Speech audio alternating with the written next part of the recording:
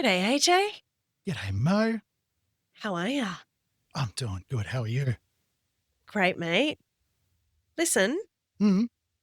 welcome to episode 2 of Songs on the Couch. Hmm. Sitting down, we're talking out, breaking it down, songs on the couch. Music and minds, we'll figure it out, laughing and learning what it's all about.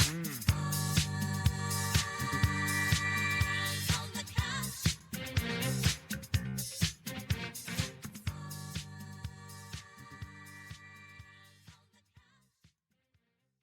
Tell me, AJ, Yeah. what song are we bringing on over to the couch today? Oh, this is a good one. This is another good one. What? We're going to always have good ones. We're not going to really have bad ones, but this is a really good Right? one. Yeah. Right. Okay, tell me.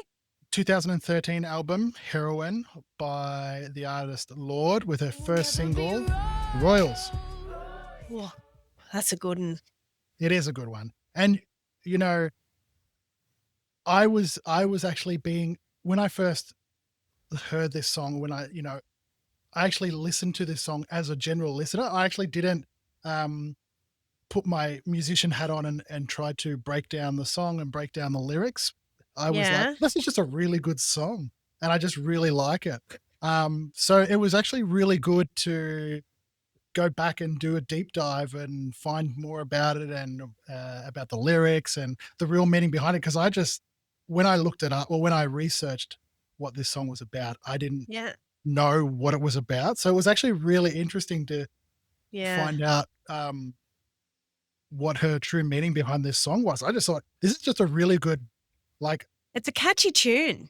catchy a cappella. I'm a sucker for a cappella. So I was like, well, you sold me on the a cappella, and Yeah. just the simple backbeat, or the simple, backing tracks, more to say, and just her voice. And I was like, this is a really, really good song. Well, it And I starts was happy off. with that. I was happy with that. You don't have to. I didn't have to analyze it like I always do with most songs. And now I'm even more happy because now that Yeah. I've analyzed it, I'm like, oh, this is even better than what I just. What you first anticipated. Mm, mm, It's a cracking song. You know what I love look, about it? I love the start. I just love those finger snaps. mhm, Just the finger snaps, like that bass. The yeah, bass the synth is, bass. yeah, the synth bass. You feel that one in your chest, don't you? You feel that Mhm, through to your bones. you do. And then, of course, the layers of harmonies and the fade in and the fade out. It's cracking. I just think it's sort of like it captures you from the get-go. It's a Yeah. really intriguing song. Like, I think the feeling that it it creates initially is one of intrigue. I felt really intrigued by it. Like, what's this about? Mm.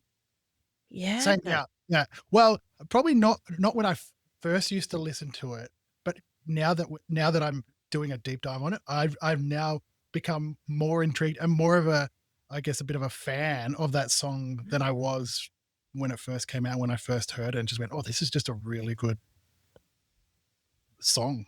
It's just a really good song. Right? It's a toe-tapping, cracking tune, I Mm. think.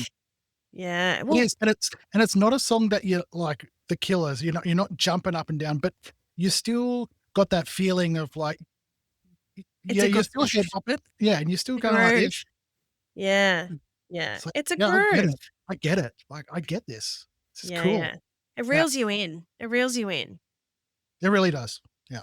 So, age, how old is it? When was it released? 2013. So, Okay, so what are we looking at? Like well, 12 years ago. 12 years ago. Okay.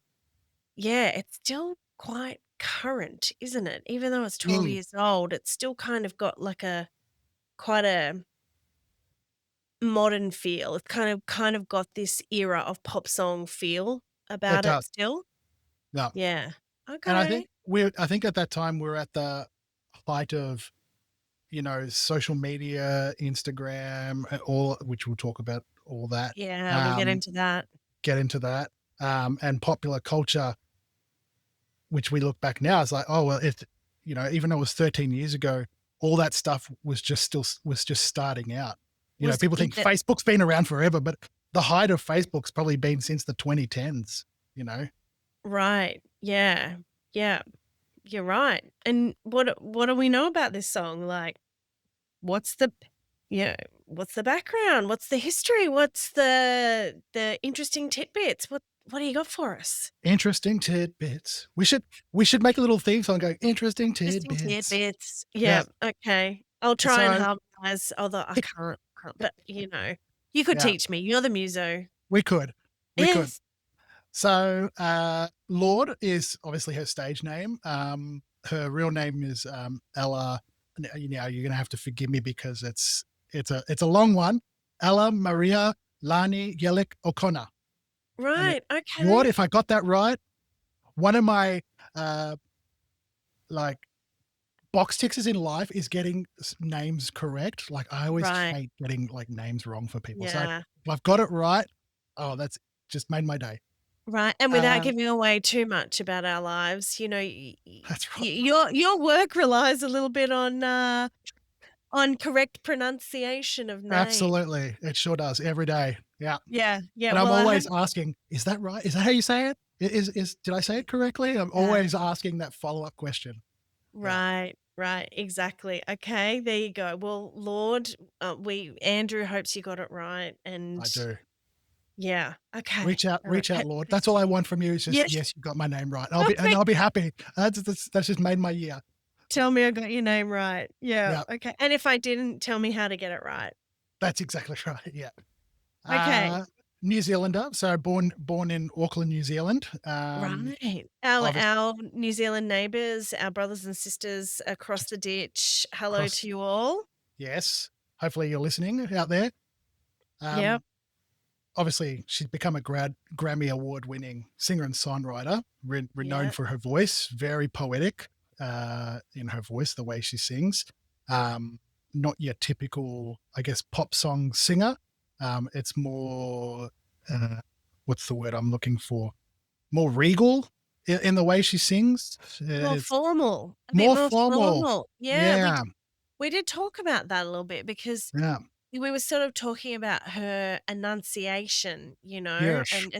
and it's interesting subconsciously you've used the word regal because it relates to the topic of the song. Mm, But you're right, there's a particular kind of formal enunciation that she has with her vocals that are, you can't quite pick the provenance of her vocal. no. It's not, kind of a stereotypical Australian twang that you might hear with an Australian artist like Missy Higgins or Casey Chambers or something like that, but Yeah. it's not kind of that urban British, sort of enunciation that you might hear with an artist like Anne Marie or Little Mix Mm, or something like that. It's not quite Americanized as well. no.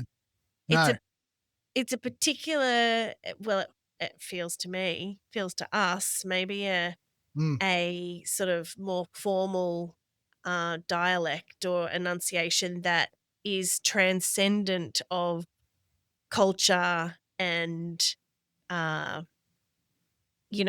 country, I suppose. mm. Yeah, Yeah. it's not like that royal formal, like, "How do you do?" No, Like, it's the yeah, British, like, when we think royal, we think, "Oh, like yeah, British royal," the way they speak. No, I yeah. think it's more well, I think she probably gets that from her mum because her mum is an award-winning poet and Right. literacy, uh, and this literacy, like, she's probably a big influence Yeah, on Lord's lyricism, and probably the way she sings and, announces her words is probably more of yeah. a It speaks poetry speak more of a poetry Yeah, it speaks to art the than the beat of poetry? Does it speak to the kind of the rhythm? I mean, as a yeah, drummer, like poetry might have a certain rhythm to it. that's I right. mean, we might be getting a little out of our realm here into the literary world when we're Well, just music and psychology, but, um, I hear what you're saying, that maybe yeah, her enunciation is kind of influenced by more of a poetry rhythm and and beat. Is that It what is. you're saying? Well, yeah, because poetry, and when we think poetry, we automatically stereotype poetry as like rhyming. You know, every word at each sentence has to rhyme with the next word, but not Yeah. necessarily. Poetry is more, once again, the words fit into A uh, cadence? Is a that what it's cadence called? and a steady beat. So, Yeah. and just like lyrics, they do the Yeah. same, even though it's not poetry. But I think Yeah. poetry has more of an emphasis on that, certain words falling on certain beats and certain words having that, like enunciation, whether it's, trying to think of the word, in drumming, we play softly and then we play hard for us. Like we might play a soft beat and then we might play a really hard beat, to enunciate just that one beat. In poetry, it's The the same. the accent. The accent. Thank you. Did It was I on the know tip of that? my tongue. You Did did. I know that? I Oh, set well, you. I set you up for that. no, well, actually, I think we can thank my husband for that because I am It's true. married to a drummer. He's to a couple of words have entered my vernacular, my vocabulary. Yep. I've got what have we, no, actually 3 words. So we've got Yep. accent, Yep. we've got paradiddle, Yeah. That's a rhythmic beat. Yep. and we've got rudiment. Yeah. Well, okay. We'll quickly digress. A paradiddle is a rudiment, and a Oh, rudiment is like a sequence of beats to obviously make, so a paradiddle is a pattern of, a left and right, hand yeah. sticking. So, left, right, left, left, and then you All just right. swap it right, left, right, right. So that's Okay. that's a rudiment That's a because, rudiment. yeah, We're well, practicing. for practicing. Yeah. And the first thing that every musician or every drummer learns is the paradiddle. It's like the staple rudiment of drumming for when if you need to put a fill in, you're doing a drum beat, then you need to put a fill in, or you might put a little paradiddle in there. You might put a little paradiddle in there. Okay. All Paradiddle. right. Yeah. Good to know. But So yeah, getting so back back to the accents. to the accents. So the accents. So are we sort of saying something about Lord's enunciation and accents Mm, and delivery might mhm. have a little bit of influence from the, you know, her mum and the I think so. poetic world Mm, and I mean we can't say for sure, but I think when you grow up with a poet as well, like something that's really clear is sort of about the analytic process. Like mm, she's quite young when she wrote this, right? And she's quite analytical. So tell me about, mm. how old she was and the inspo and yeah. So 13, she was actually 13 when this, or no, 12, sorry. She was 12 when she wrote this. Well, when she was signed to Universal. So she was picked up at 12 years old, as an artist, at a school talent show performing, and the luck of the draw. I think there was just industry people in your school talent show audience, and they just went, "Oh Right. wow!" But at 16, she wrote Royals. So that's Right. and I'm nearly 39 and I still haven't written a hit song. So at 16, she's doing really good.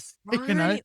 Yeah. 16 to have such a talent and such Yeah. insight at Yeah. such a young age. Yeah. So she's recorded this where? So she's recorded this in New Zealand, but kind of more. I think she started off doing just a home recording, and then it went into a production, like a Right? music studio to be cleaned up. And I think that's really back, around that time. Home recording as well was also coming into the picture where a lot of artists were, you know, doing a lot of stuff at home. They weren't going to Yeah. big studios and writing big, overproduced pop songs. It was like, I can make this in my bedroom. All I need is just a little beat machine and a keyboard and Yeah. a microphone and some software, and I'm done. Probably didn't even need that really, just some software, a USB mic, That's it. Yeah. like it was kind of around the time that music production was becoming much more accessible to the Mm, masses. You didn't have to chuck a whole lot of money at it. You didn't have to you didn't have to be a royal, did you? No, To no, that's be a right. No, royalty. you didn't have to have a lot of money to go to a popular, studio. Well, she only wrote the song in 30 minutes and then recorded it in, like, a small New Zealand studio. So it wasn't even like a big, uh, brand named recording studio in New Zealand. It was just like this little, they probably just had, probably Yeah, a decent setup, but, it wasn't like, "Oh, I'm going to Abbey Road to record Royals," or, "I'm going to Sound yeah, City Studios in America to record Royals." Like, "And I'm just gonna go to my local guy that's got us that's all set up ready to go, and I'm yeah, just gonna, uh, record this song." And it shows because the type of song that she's recorded is very, stripped back. It's not overproduced. It's yeah, okay, it's got, overdubs of her harmonies, but I wouldn't call that overproduced. There's not like a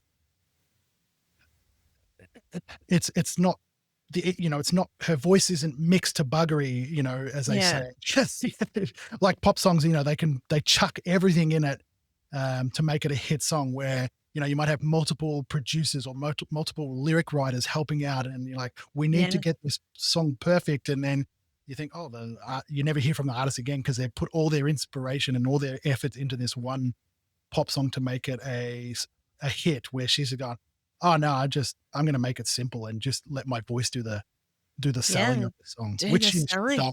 Yeah. Yeah, yeah. Okay.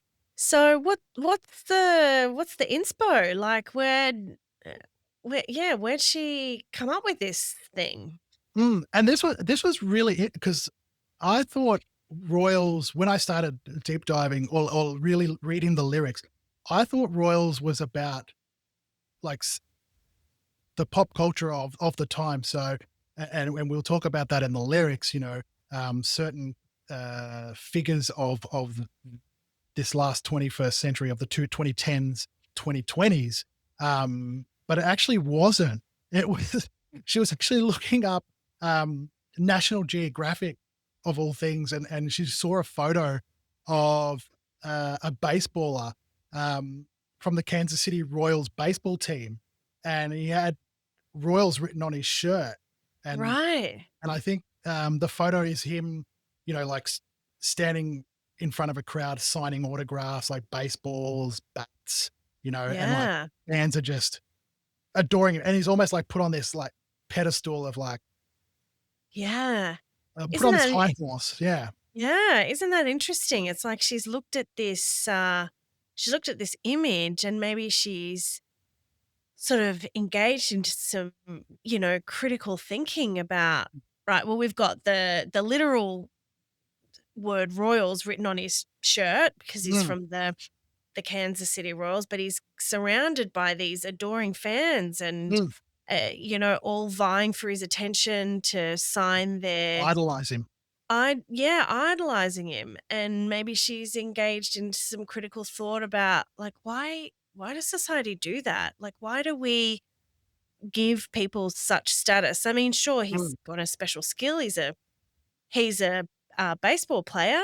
mm. Is but maybe is that skill any more special than the other 1 or 2,000 baseball players who are part of the baseball league at the time? But That's right. But I think at the baseball league in the 50s, you had, like, baseball players, but then you had baseball players, like, we all know who Babe Ruth is, like, or yeah, I guess Don Bradman of our cricketing. We had cricket players, but then we had yeah, A-list status cricket players or A-list status baseball players, and we're like, okay, but right, what makes you better than the others right. in your team?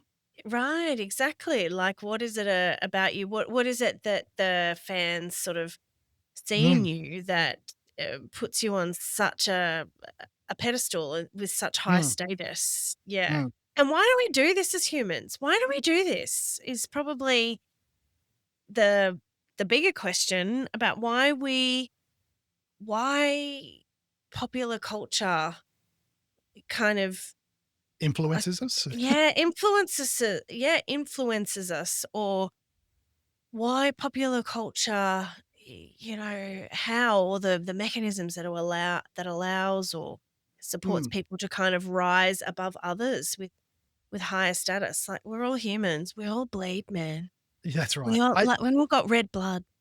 I think what it is, Mo, is I look at it as the old, well, not the old, but if you're trying to teach a cockatoo to talk or to say a word, to get them to say it, you just say it over and over and over and over and over until they start repeating it. I think the analogy is a bit the same where, if big corporations or the media or, they want something to be classed under popular culture, they just ram it down You kids or keep they just exposing people to keep it. exposing it, ramming it down your throat, no matter where Yeah. you look, they're there.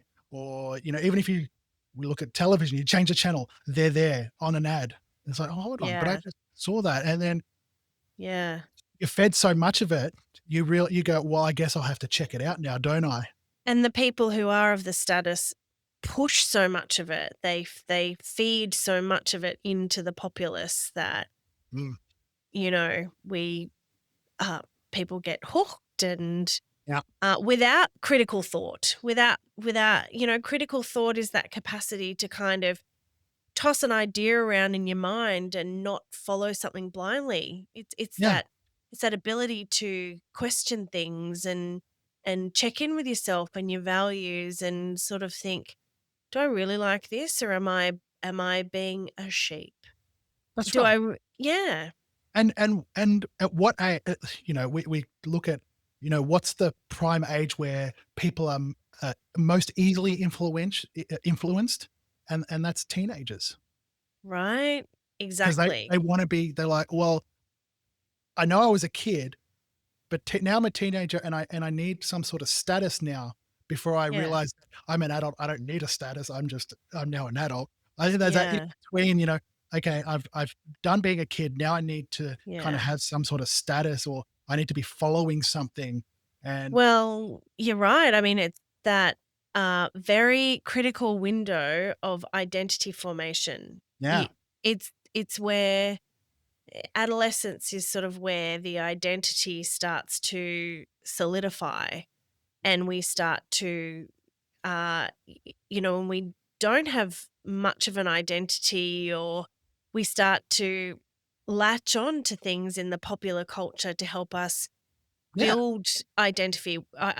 We start to identify with things that mean something to us. Sometimes not with critical thought, though. Sometimes that happens blindly.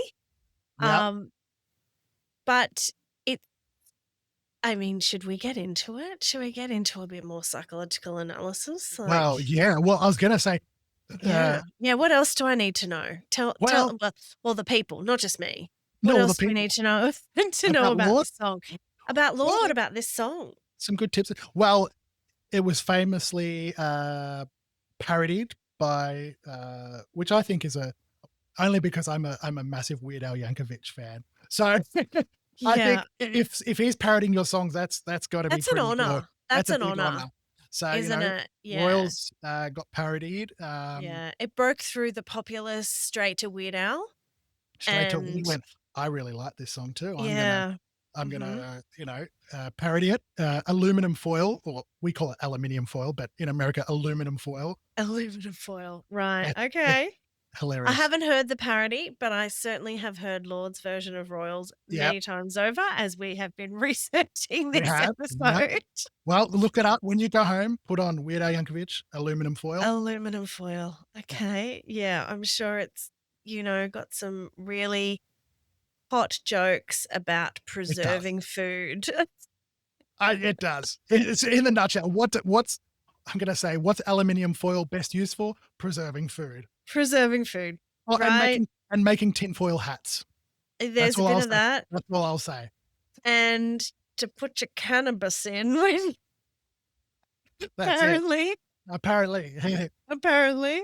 Um, Um, I was also going to say, I looked up like what her influences are, or yeah. her influential artists are, and reading, I'm like, oh yeah, it's definitely, you can tell.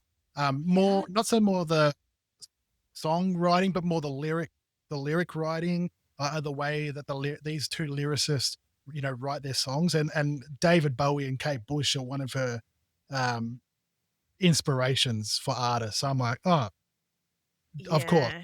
two It great checks lyricists, out. two great writers Great of music. lyricist. And Yeah. they've also, well, Kate Bush particularly, they've also got an interesting cadence and enunciation, Hmm. uh, that's again quite poetic, hitting different accents that we might Yep. not expect. No. Same with Bowie. Right. Like both of them are Yeah. they they're both one of a kind musicians that no one will be able to replicate their voice. Right. Well, Lord's given it a crack and she's Oh, come up with 100. something Well, and look, really and unique. I really want to put because I haven't heard. I've heard. I think like Billie Eilish. I want to say it was probably she takes Lord's inspiration into the way that she sings, but Right. I still think Lorde is in her own set of. I've got a particularly set of skills. Yeah. Um, and I think Lord's vocals, like I can see the upcoming artists that are using her as an inspiration. Yeah. Um, but I still think Lord's vocals are. I haven't heard another artist sing like how she does. Quite like her. Yeah. She's Mhm. very unique. Absolutely. Yeah, Yeah. Well, shall we get into it? Shall we have a think let's get into about? these lyrics. Okay, let's get into the lyrics and the psychological analysis. So, okay, let's think about when the song was released. You touched on it earlier. It Mm, was 2012. So, yep, I was kind of having a look back at what was going on at this time in celebrity and popular culture. yeah, yeah, And this is the time where Instagram was really taking off. This is yeah. where there was a heap of celebrity content. We started to sort of see the emergence of influencers. Twitter, They face. Twitter, yeah, they were already on Facebook, but we were starting to get more and more, bombardment from them that kind of promoted that sort of wealth and prestige. I mean, I don't know if any of it was the truth. There's That's right. there's a really great page actually that I follow on Instagram at the moment. It's called Influencers in the Wild. Ah, okay, yeah, And right. you get you get, the unfiltered version of what the influencers are trying to achieve. But anyway, Of course.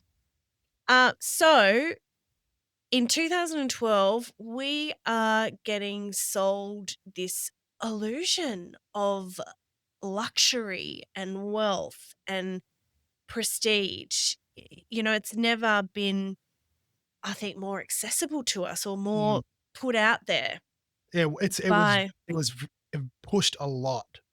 Like, I remember, yeah, like and not only on social media, but also on like, 'cause streaming services were probably just starting, but I guess, like, yeah, Fox online shows that were pushing it, like reality TV yeah. was Reality TV pushed was, yeah, at coming that time up. as well, yeah, because then they could tie it in with, the social media side of the, as Yeah. well. Yeah, we had things like The Real Housewives of Beverly Hills. I think that might have started a bit earlier, but, we're certainly having those kinds of shows move into social media. Those, I was gonna say actors, they're not actors. Celebrities? What are they? Yeah, Um, they're just rich people that like to flaunt. Maybe, but I don't even know if they're Their entirely. husband's rich.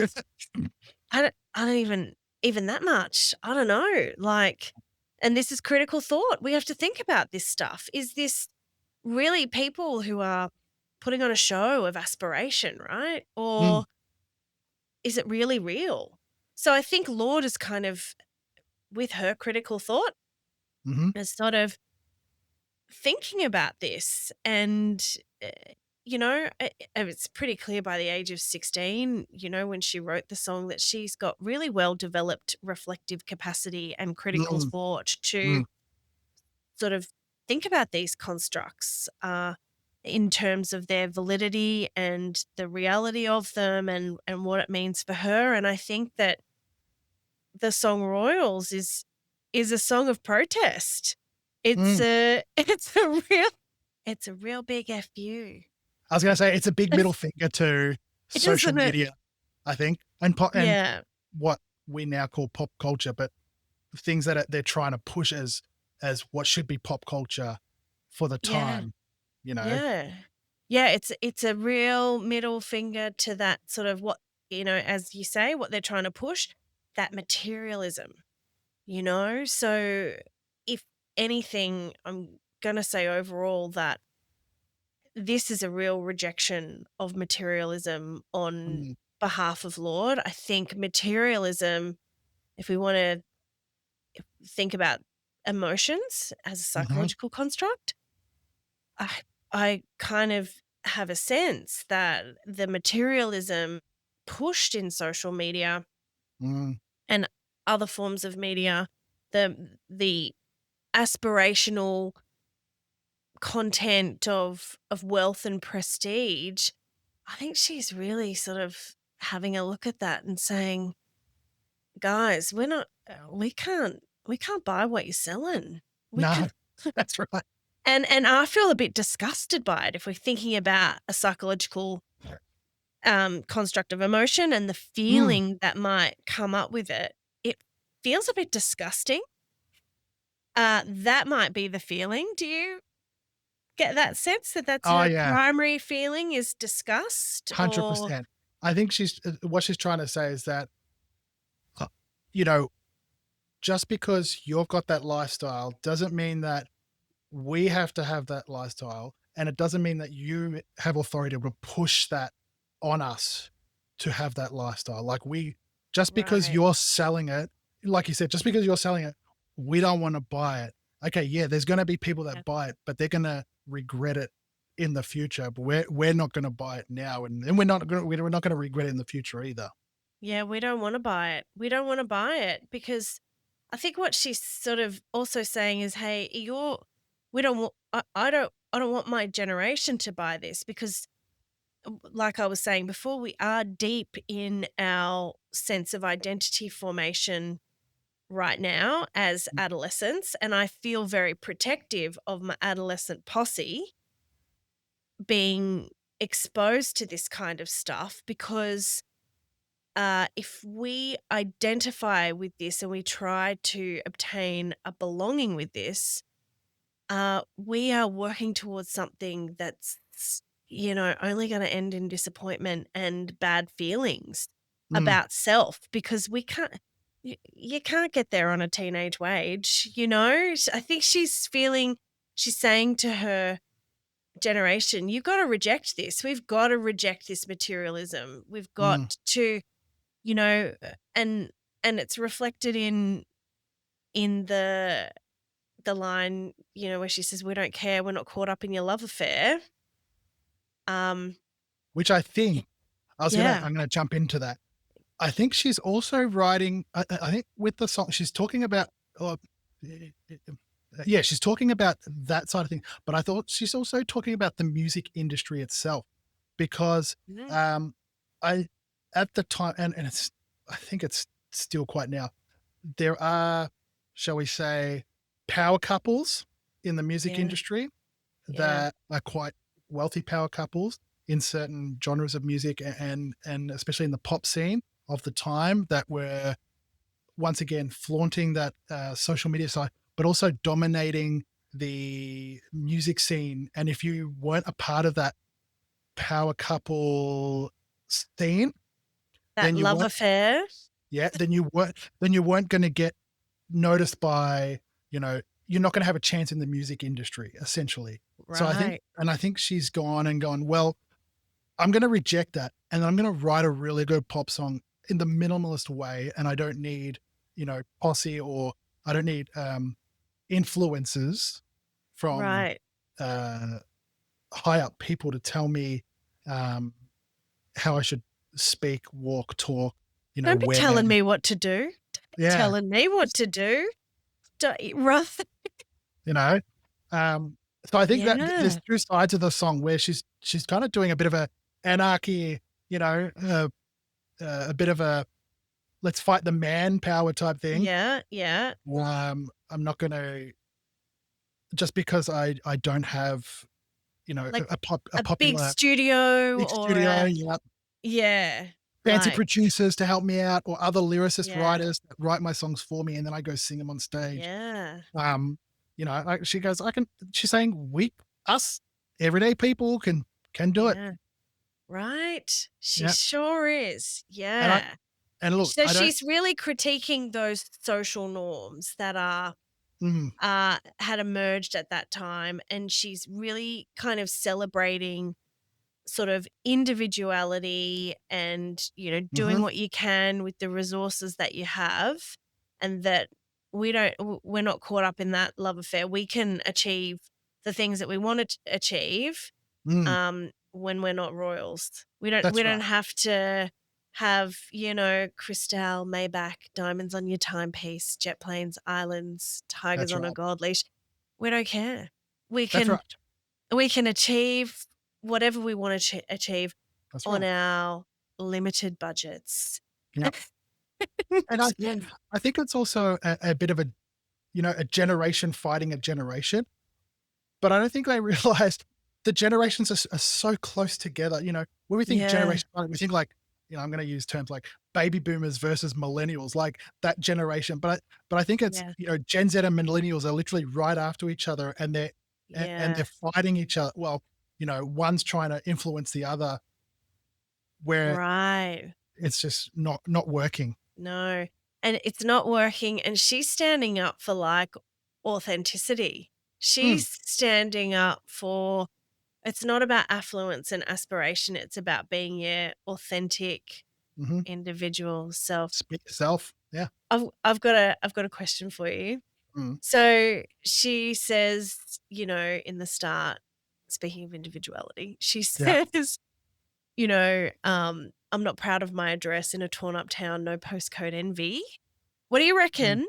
What do you reckon what's gonna be on the table, in a suburb where there's no postcode envy at a birthday party? What have we got in, like, middle that's downtown Auckland?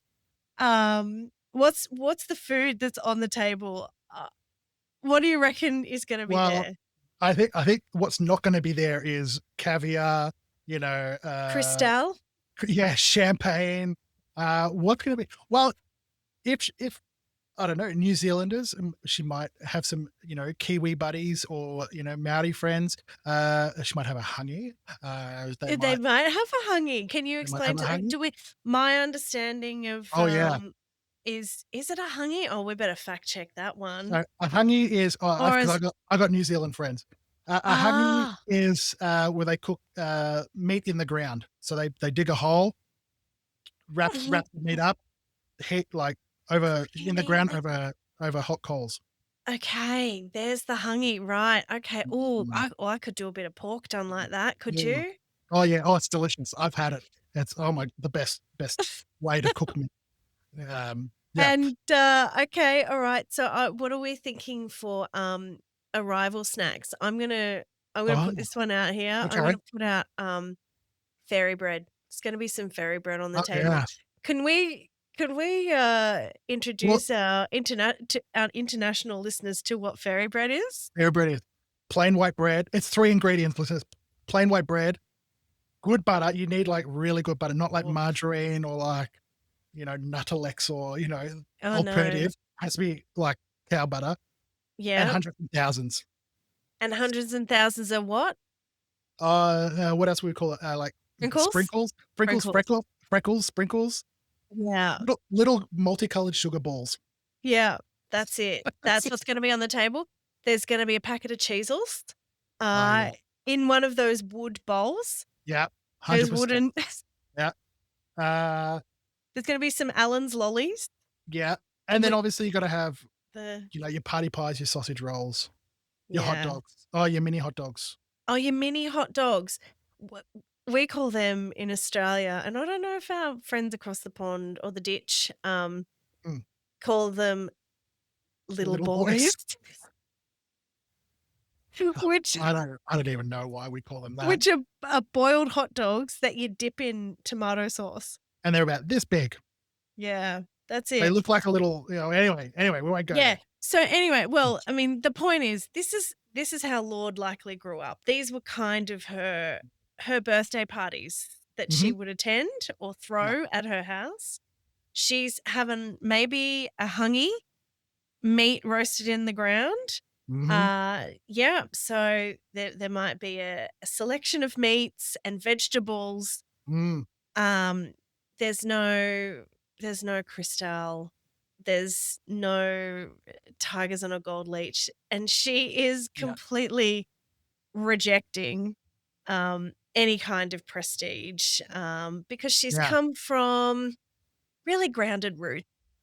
Yes. Yeah. Really grounded roots. Yeah. Yeah.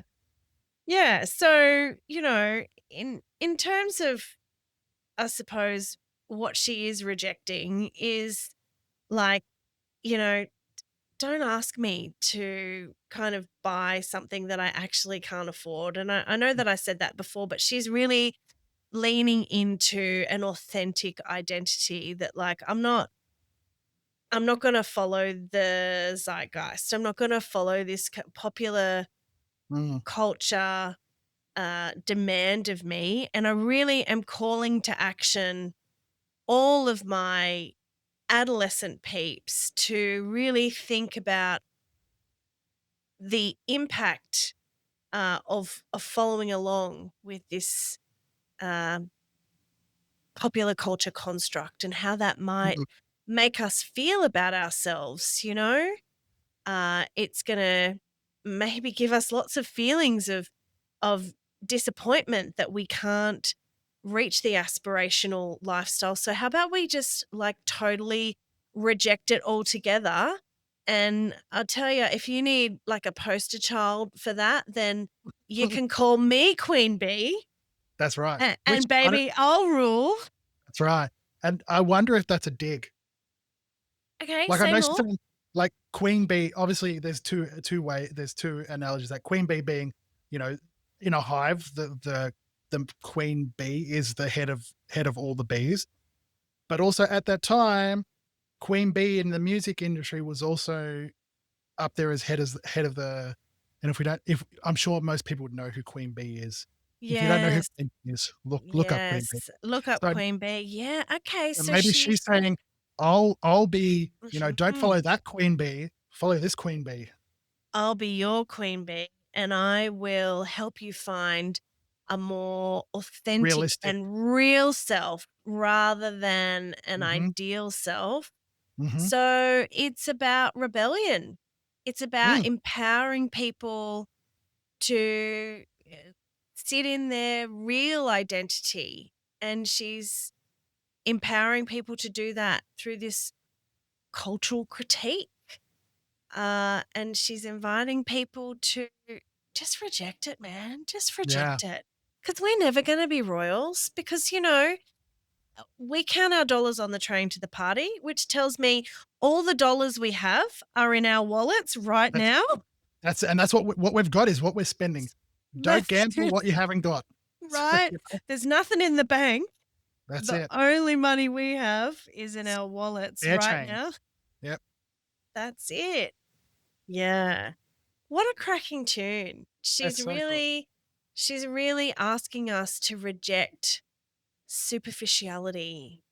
She's asking us to think critically about getting on board Mm, the train without really thinking about the meaning and the significance for our feelings and ourself. And our yeah, feelings could be ones of inferiority and disappointment if we get on the train. So let's just reject it.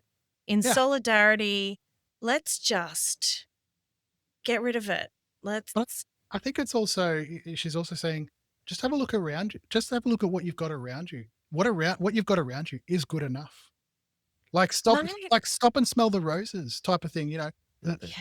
You know, it's almost like go to sleep, put that tiny screen down. Just have a rest Right. from it. Go Right. go step outside. Go for a train. Yeah, go for a train Yeah. ride. Go for a walk. You know, Yeah. Stop being obsessed with luxury. yeah, yeah. Or Stop. social media, and I think that's what it is. Stop being obsessed with social media, and it's Yeah. Stop and being obsessed with, ideals of things that might not even be real.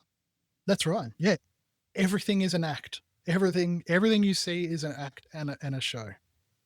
So insightful for someone so young, right? Well, it's so mature for a 16-year-old. And Yeah. help and like and that'd be so hard. Like kids and once and you would probably know, as a Mm. psychologist, a teenager's mind in a So psychology. impressionable.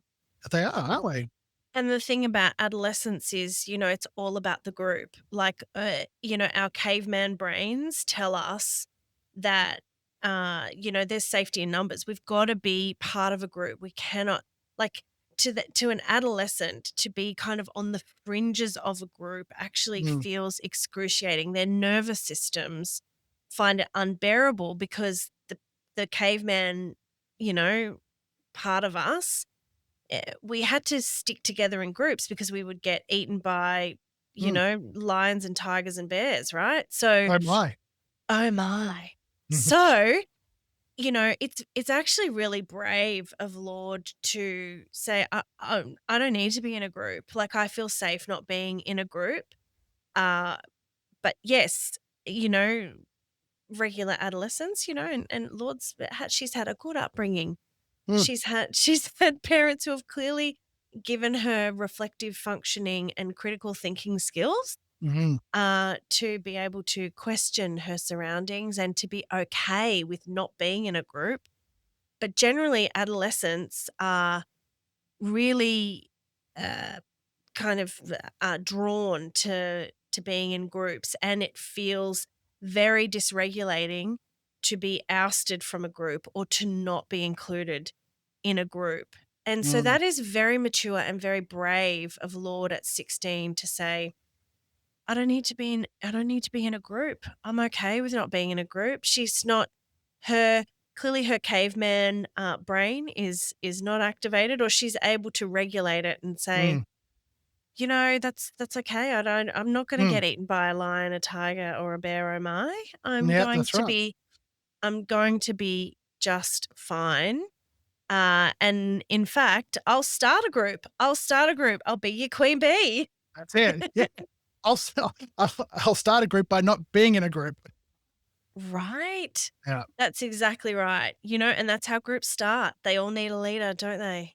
Well, that's right. Yeah, They all need 100%. a leader. Look, throughout history and even recently, we have found that there are some kind of leaders, without getting into too much detail, who may not be suitable for the job. But I think Mm. for this one, I Very think suitable. that Very suitable for the job. Lord is really suitable for the job. So let me go back. Let me come full circle of what Yep. we've, if that, yeah.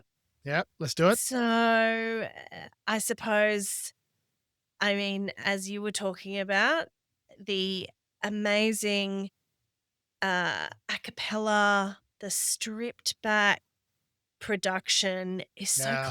so clever, Mm. isn't it? Oh, it's yeah, very clever. And once again, I'm a sucker for a cappella. And we use a cappella in a sense of almost like it's a stripped down choir. An a cappella is generally a 4 or 5 piece, and each person sings a range in In the a range harmony in the or the harmony. So, yeah, low, medium, high, so to speak. the Um, third, the fifth.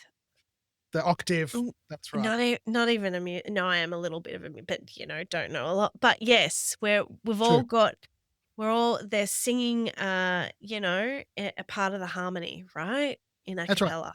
And where she's using the a cappella is in the was it maybe I'll rule, Yeah. I'll rule, I'll rule, I'll rule. Yeah. Um, Well done. Well thank done, you. AJ. Oh, Well oh, done. Yeah. thank you. And she's using that to kind of as almost like, well, I've already got a group of people, you know, in this cause. You come Yeah. join the cause. Yeah, Uh, yeah. It Very smart. is a symbolic representation of Mm, solidarity, isn't that's it? right. Yeah. And this is the thing, she is rejecting the materialism. She is rejecting Mm, the development of a group mentality based on wealth, affluence, and aspiration. Hmm. You know, she is fostering a community, or, you know, where people are introspective and authentic and their real selves. And she's, you know, doing a great job at it. She's asking us to really reflect and to really be critical in our thinking about what we're consuming. Yeah. And yeah, I think she's done, I said it before and I'll say it again, she's done a great job. And all on her own. Didn't All around. need no help. But yeah, that's right. Yeah. And she did. I think she's paved the way for the future artists once again, like, you know, artists like Billie Eilish, who's, you know, Minimalist Productions, done it on her own with her brother, but still done it on her own. Home Yeah. recordings, you know. So You don't yeah, need the wealth or the affluence to make it happen. and it didn't get to her, which is even better. I'm like, Yeah. she didn't sell out, which I think is No. a testament to herself. You know, yeah, she won Grammy Yeah. Awards and all that, but she's, you know, she's Yeah. probably, I don't know if she's living still in New Zealand, but you know, she's Sh- probably still at home, just chilling and enjoying it. Yeah. She's Right got a away. good grounding. She didn't lose herself to the fame or the fortune, No, which is a testament to her good values, which she no. was, you know, it's a good upbringing, probably. That's, well, it's also Um, a testament to the song, because you would hate to be a sellout and then that and have that song, wouldn't you? You would hate to. well, It's, that's true. no, You would be not living your life in line with your values, no, right? values are Which very would, important. right? It would be a real contradiction. Mm. So, well, look, what an amazing song Mm, to analyze. I mean, I look, you know, we'd love to hear from the listeners too about what they think. They're always welcome to on the social somewhere, write us a comment, yep. share your feels, tell us where we got it wrong, Mhm. because you know we've got to open up correction corner at some point. We Uh, will. Well, di- we started Correction Corner the first episode, didn't we? we did, but we haven't had any listener feedback yet because No, you not know yet. we're going to be releasing a few episodes at once, and then we'll introduce correction corner. But Mhm. yeah, you can find us on the socials. We are around. Songs on the Couch is everywhere. And AJ, before we finish up today, tell me what's on the table for next time? Oh, I think we're gonna do Post Malone, Oh, Rockstar. oh, I love Post Malone. I might leave it till the next episode about how much Mm, I love Post Malone. If yeah. I was 20 years younger, Hey, hey, simmer down, Mo. watch out, Post Malone. I think he's got some good values, Post Malone. But yeah, that's a cracking tune. That is a Mm, good one. That's oh, all right. I look forward to sinking my teeth into that one. Not the that's actual right. Post Malone. I No, no. mean, settle down. Uh, but yeah, sinking my teeth into that one next time with you, AJ. Sounds good, Mo. All All right. right. See you Thanks, then. listeners. Bye. Bye.